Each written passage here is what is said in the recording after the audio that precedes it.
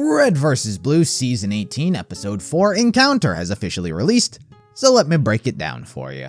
So this episode is kind of weird in the way it goes about structuring itself, so I'll address that later and instead pick up right where the last episode left off. So at the end of last episode, Shatter Squad was chasing Viper Squad in a car chase. And how do you make a car chase interesting? Hand-to-hand combat.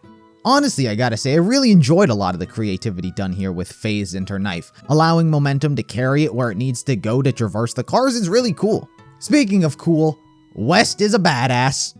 West initially attempts to get taken down by Zero, but you can't stop this unit as he comes riding in on a mongoose and does the age-old trick of armor locking in front of a vehicle. And just for style, he shoots it as well. Now this is the classic type of awesome that I'm talking about. While the teleporting and super speed are very anime and sci-fi, we were lacking those things that you could legitimately do and see in Halo games themselves, and just being cool with those. And armor locking in front of a max speed vehicle is one of those classic things you've either done or fell victim to. I just really like seeing the classic style of familiarity done in a cool way. Anyway, West gets judo chopped and Zero proceeds to fight off East, One, and Raymond all by himself. And this fight was also very cool. It doesn't overuse the anime. East using her speed's really the only bit, and it's just Zero beating the shit out of him. Probably my favorite moment was when he hit One with the Bruce Lee 1-inch punch. Like, I cannot believe he actually did that to her. Literally ended her career. It was disgusting.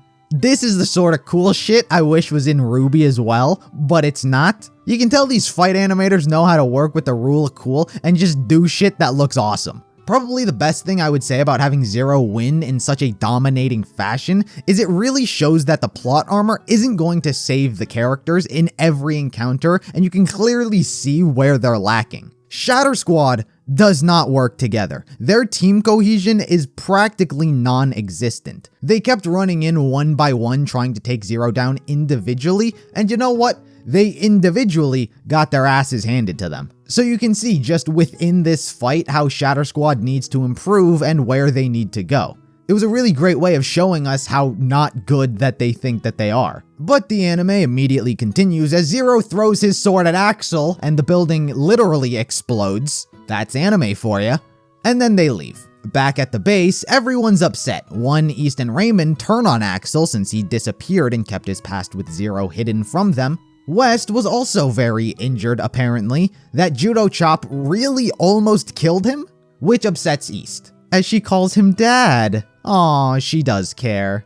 And it also upsets FaZe? So yeah, no, FaZe does seem to have some sort of connection to West. I thought it was just a weird coincidence last episode that it was implied, and while it's also implied here, it seems that she does have some sort of tie to him. Could be another daughter, or an ex-lover, or like his daughter who's a clone or something like that. One, like East, proceeds to take out her anger and frustrations out on target practice, yet again interrupted by Carolina. She decides to monologue what Wash has been through, and when Agent 1 brings up Zero's glowing sword, which serves as a key, Carolina's immediate intuition, they gotta protect Lavernius Tucker. Bam, name drop, roll credits. That was fucking awesome. Now that's how you do it. It was pretty corny how we got there, but I'm hyped for the next episode. Are we gonna get some cool fight scene with Tucker again? It's been a while since he's got to go full martial art, but even when it was the Monty era, Tucker wasn't capable of doing much. He's grown since then and become more capable, so could be a new and improved Tucker.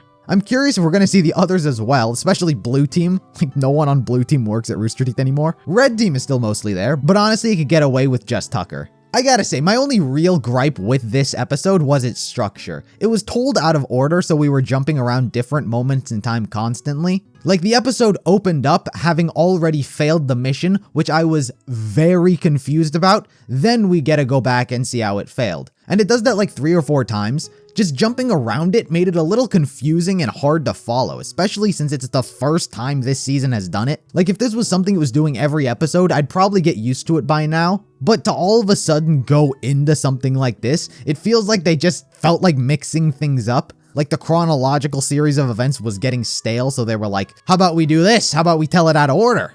There was really no need for it, and it's hardly what is holding this season back. If there was one thing that was holding it back, it would be the dialogue. It is at times just straight up bad, but honestly, I'm starting to warm up to it. Sometimes it's so overly dramatic, I actually wind up liking it. Like when everyone was yelling at Axel, there's this super dramatic music playing, violins and all. And one says, "I trusted you," and it echoes and echoes and transitions to Zero saying the same thing. And it's just so over the top, I actually like it. I trusted you. I trusted you. I trusted you.